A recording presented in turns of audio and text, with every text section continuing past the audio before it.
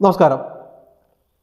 രാഹുൽ ഗാന്ധിയുടെ ഇരട്ട പൗരത്വത്തെക്കുറിച്ച് ചില സംശയങ്ങൾ നമ്മുടെ പൊതുസമൂഹത്തിൽ നിലനിൽക്കുന്നുണ്ട്. അതിനെക്കുറിച്ചൊരു വീഡിയോ കഴിഞ്ഞ ആഴ്ച ഞങ്ങൾ ചെയ്തിരുന്നു.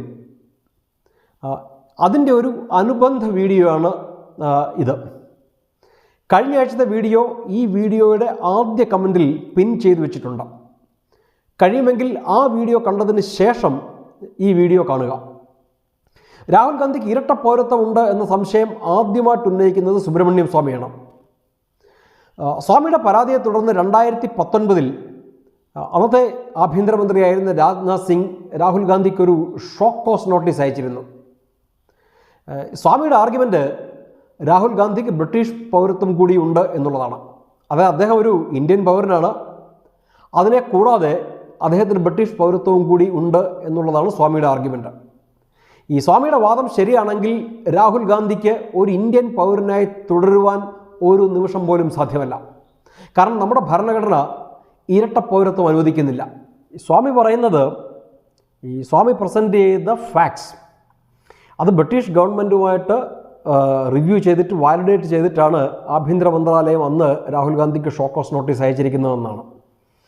അതായത് സ്വാമി അയച്ചിരിക്കുന്ന ഡോക്യുമെൻറ്റ്സ് അല്ലെങ്കിൽ സ്വാമി പ്രസൻറ്റ് ചെയ്തിരിക്കുന്ന ഡോക്യുമെൻറ്റ്സ് ജെന്യുവിൻ ആണെന്നാണ് സ്വാമി ആർഗ്യൂ ചെയ്യുന്നത്. അതിൽ ഈ ഷോക്ക് കോസ് നോട്ടീസിൽ രാജ്നാഥ് സിംഗ് രാഹുൽ ഗാന്ധിയോട് ചോദിച്ചിരിക്കുന്നത്, താങ്കളുടെ ഇന്ത്യൻ പൗരത്വം റദ്ദ് ചെയ്യുവാതിരിക്കുവാൻ എന്തെങ്കിലും കാരണമുണ്ടോ താങ്കൾക്ക് കാണിക്കുവാൻ എന്നാണ്. ഇങ്ങനെ ഒരു കത്ത് കിട്ടിയിട്ടുണ്ട് എന്ന വിവരം പോലും രാഹുൽ ഗാന്ധി എവിടെയും പറഞ്ഞിട്ടില്ല. ഈ കത്ത് കിട്ടിയ വിവരം അദ്ദേഹം അക്നോളജ് ചെയ്തിട്ടേ ഇല്ല. ആ കത്തിനൊരു മറുപടിയും ഒരക്ഷരം മറുപടിയും കൊടുത്തിട്ടില്ല. ഇപ്പം ഇങ്ങനെ നമ്മുടെ ഗവൺമെൻറ് അദ്ദേഹത്തിനടുത്ത് അയച്ച ഒരു ഷോക്ക് കോസ് നോട്ടീസിന് മറുപടി അയക്കണ്ട എന്ന് അദ്ദേഹം തീരുമാനിക്കണമെന്നുണ്ടെങ്കിൽ അതിന് ഒരുപക്ഷെ രണ്ട് കാരണങ്ങളായിരിക്കും ഉണ്ടായിരിക്കുന്നത്. ഒന്ന്, രാഹുൽ ഗാന്ധി സ്വയം കരുതുന്നു ഞാൻ ഇന്ത്യൻ നിയമങ്ങൾക്ക് എബോവാണെന്ന്, ഞാൻ അതിനൊക്കെ മുകളിലാണെന്ന്. അല്ലെങ്കിൽ അദ്ദേഹത്തിന് അതിന് മറുപടിയില്ല. ഈ രാഹുൽ ഗാന്ധി ഇന്ത്യയിൽ ജനിച്ച ഇന്ത്യൻ പൗരനാണ്, അതൊരു സംശയമൊന്നുമില്ല. എന്നാൽ 2003 രാഹുൽ ഗാന്ധിയും മറ്റൊരു പാർട്ട്ണറും ചേർന്ന് ബാക്ക് ഓപ്സ് ലിമിറ്റഡ് എന്നൊരു കമ്പനി ഇംഗ്ലണ്ടിൽ ആരംഭിച്ചു. ഈ ബ്രിട്ടീഷ് നിയമം അനുസരിച്ച് അവിടെ ഒരാൾക്ക് കമ്പനി തുടങ്ങണമെങ്കിൽ അയാളൊരു ബ്രിട്ടീഷ് സിറ്റിസൺ ആയിരിക്കണം. ഈ രാഹുൽ ഗാന്ധി അതുകൊണ്ട് എന്ത് ചെയ്തു? ബ്രിട്ടീഷ് പൗരത്വം എടുത്തു. അതിനുശേഷം ഈ കമ്പനി ആരംഭിച്ചതിന് ശേഷം അടുത്ത 3 കൊല്ലം ബാക്ക് ഓപ്സിന് വേണ്ടി ആനുവൽ റിട്ടേൺസ് രാഹുൽ ഗാന്ധിയാണ് ഫയൽ ചെയ്തിരിക്കുന്നത്. ഈ രാഹുൽ ഗാന്ധി ഫയൽ ചെയ്തിരിക്കുന്നതിൽ കൊടുത്തിരിക്കുന്ന ഡീറ്റെയിൽസ് അദ്ദേഹം ഒരു ബ്രിട്ടീഷ് പൗരനാണെന്ന് കാട്ടി അദ്ദേഹം അതിലാണ് ഒപ്പുവെച്ചിരിക്കുന്നത്. ഈ ബാക്ക് ഓപ്സ് എന്ന കമ്പനിയിൽ രാഹുൽ ഗാന്ധിക്ക് മറ്റൊരു പാർട്ട്ണർ കൂടി ഉണ്ടായിരുന്നു. അയാളുടെ പേരാണ് ഉൾറിക് മാക്നൈറ്റ്. ഇയാൾക്ക് 35% ഷെയർ ഹോൾഡിങ്സും രാഹുൽ ഗാന്ധിക്ക് 65% ഷെയർ ഹോൾഡിങ്സുമായിരുന്നു ബാക്ക് ഓപ്സ് ബ്രിട്ടനിൽ ഉണ്ടായിരുന്നത്. ഈ ഉൾറിക് ഒരു അമേരിക്കൻ സിറ്റിസൺ ആയിരുന്നു. പക്ഷേ അയാൾ ഈ ഗോവയിൽ നിന്നുള്ള കോൺഗ്രസ് എം പിയായ എൽഡ്രിയോ ഫെലാറിയോ എന്ന കോൺഗ്രസ് എം പിയും രാജീവ് ഗാന്ധിയുടെ മന്ത്രിസഭയിലെ മന്ത്രിയുമായിരുന്ന ഒരു എം പി, അദ്ദേഹത്തിൻ്റെ സണ്ണിലോയുമായിരുന്നു. അതുമാത്രമല്ല, ഈ സ്വാമി പറയുന്ന മറ്റു ചില കാര്യങ്ങൾ കൂടിയുണ്ട്. ഈ UK ബാക്ക് ഓപ്സ് എന്ന കമ്പനിക്ക് പുറമെ മഹാരാഷ്ട്രയിൽ ബാക്ക് ഓപ്സ് ഇന്ത്യ എന്ന പേരിൽ മറ്റൊരു കമ്പനി കൂടെ രാഹുൽ ഗാന്ധി രജിസ്റ്റർ ചെയ്തിരുന്നു.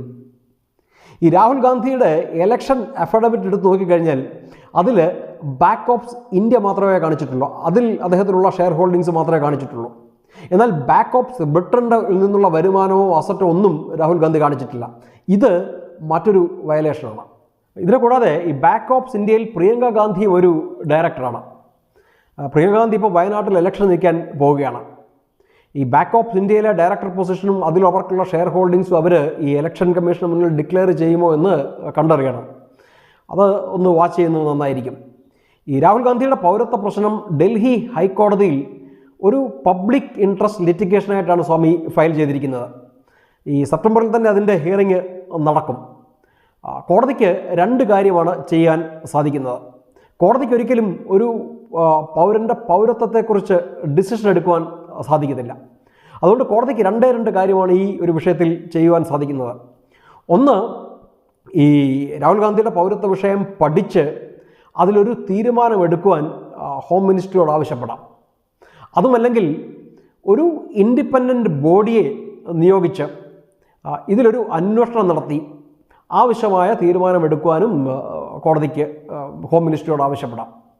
ഇപ്പം ഏതായാലും സ്വാമിയുടെ ആർഗ്യുമെൻറ്റ്സ് ശരിയാണെങ്കിൽ രാഹുൽ ഗാന്ധിയുടെ പൗരത്വം തുലാസിലാണ്.